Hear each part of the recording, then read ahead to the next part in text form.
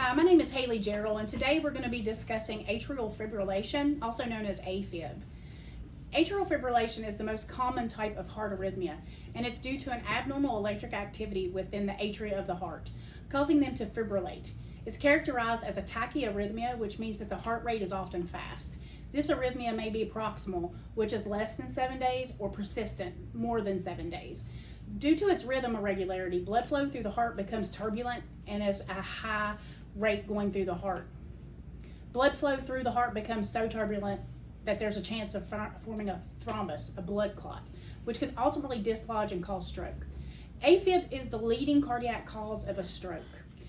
In this presentation, we're going to be discussing some risk factors, the nursing diagnoses that can be included with atrial fibrillation, causes, the kind of assessments that would be required, the evaluations, some medical management, the nursing management, when someone with AFib should seek help, how to monitor for AFib, some health teaching and patient teaching, and then I'll also at the end we'll discuss some pamphlets and some handouts that we can use and take some questions if anybody has any at the end of this.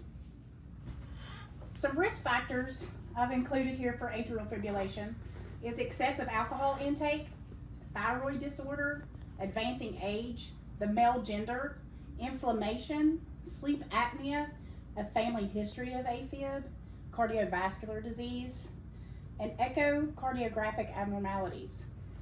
And symptoms vary from asymptomatic to symptoms such as chest pain, palpitations, fast heart rate, shortness of breath, nausea, dizziness, diaphoresis, which is severe sweating, and a generalized feeling of fatigue. And although AFib may be a permanent disease, various treatments have been developed and risk-modifying strategies to help reduce the risk of a stroke in patients that remain in AFib. They do exist. Treatments can include anticoagulation therapy, rate control medication, rhythm control medication, cardioversion, a procedure called ablation, and other interventional cardiac procedures. There are several nursing diagnoses that can be included when dealing with a patient with AFib, such as palpitations of the heart, dizziness, nausea, lightheadedness, feeling of being weak, sweating, and a panic sensation from the client. The assessment is a crucial part of identifying patients with AFib. Your assessment should include history and physical exam for diagnosing and risk stratifying patients with AFib. A complete history should focus on symptoms such as palpitations, any chest pain, any shortness of breath, increased lower extremity swelling, more shortness of breath with exertion, dizziness, among other things. In addition, a detailed history is imperative in identifying risk factors, such as a history of hypertension, history of valvular structure or ischemic heart disease, obstructive sleep apnea, obesity, hypoventilation syndrome, smoking, alcohol intake, illicit drug use, history of rheumatic fever, a history of pericarditis, hyperlipidemia, among other diagnoses. A physical exam should include a patient's overall appearance. You need to look at the patient from head to toe. Is the patient obese? Is the patient malnourished?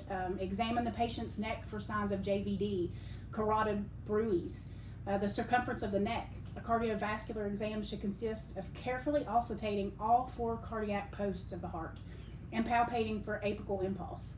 A pulmonary exam should also consist of auscultation, percussion, and specialized tests that are needed to assess a pulmonary status. Extremities of the patient should also be evaluated for signs and symptoms of edema.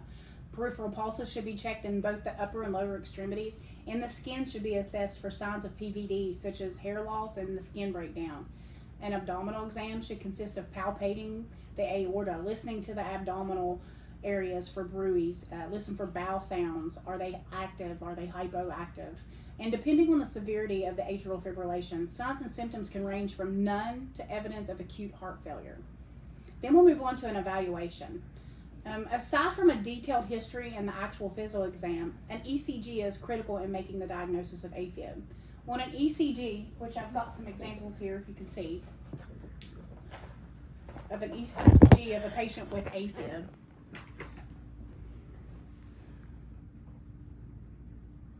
A patient has no distinguishable P waves. The complex is very irregular.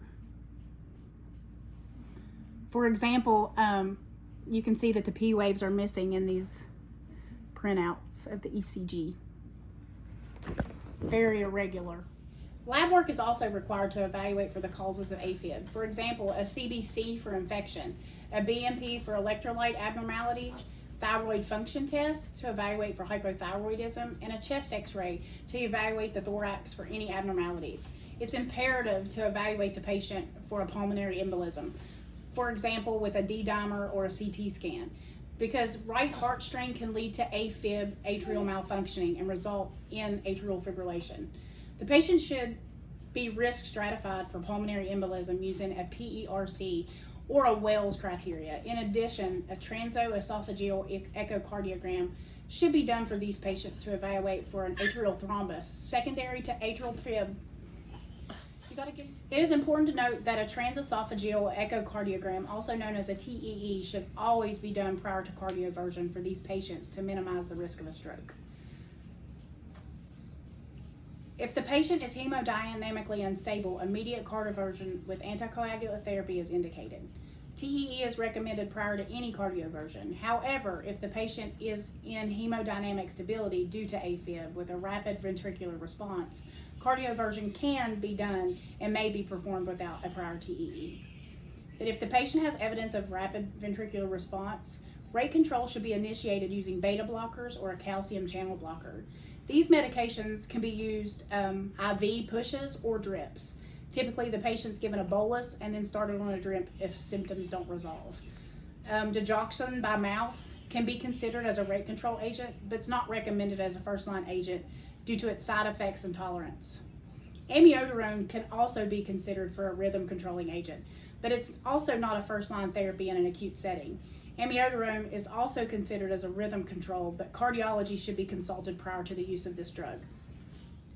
Non-pharmacological therapy includes ablation therapy, and also at times a pacemaker placement is considered in severe cases resulting in heart failure in AFib.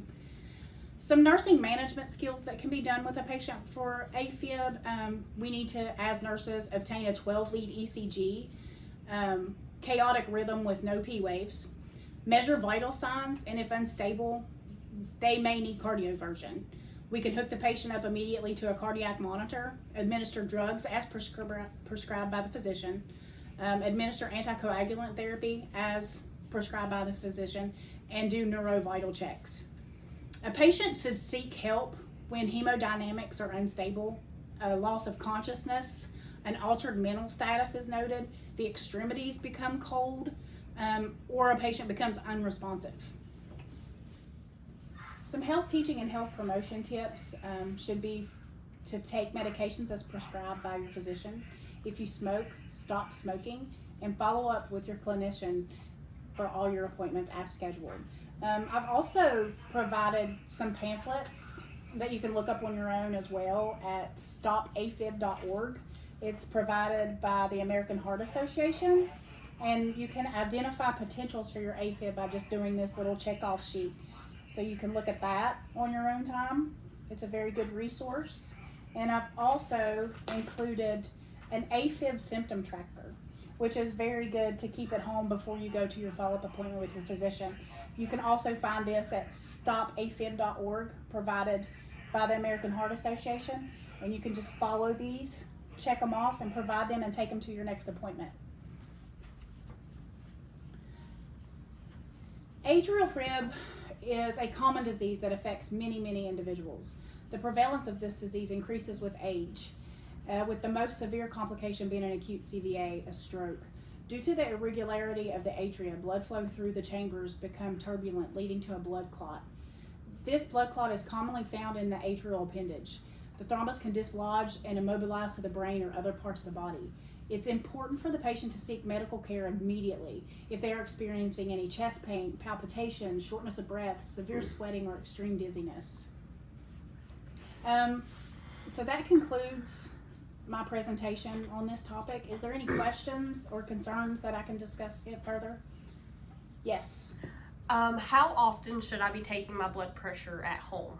I recommend that you check it daily. Keep a log that we've provided, or you just keep it in a notebook at home and you can take it to your doctor to your next appointment. It's important to see any elevations or alterations with your blood pressure. Also, what lifestyle changes should I also be making if I've been diagnosed with AFib? Atrial fib causes concerns with the heart, so you should be making dietary changes. You should watch your salt intake. You should be conscious of any fats that you take, fried foods. Avoid drinking alcohol, avoid caffeine, because this can increase the heart rate. You should try to limit your stress levels. Try to exercise 3 to 4 times a week, even if that means just going for a walk. Try to make subtle changes in that. Keep your doctor's appointments. You guys, it's important to go see your doctor. It's important to monitor your weight. Try to lose weight if you're obese, if you're over that. It's very important for your health to do that. Thank you.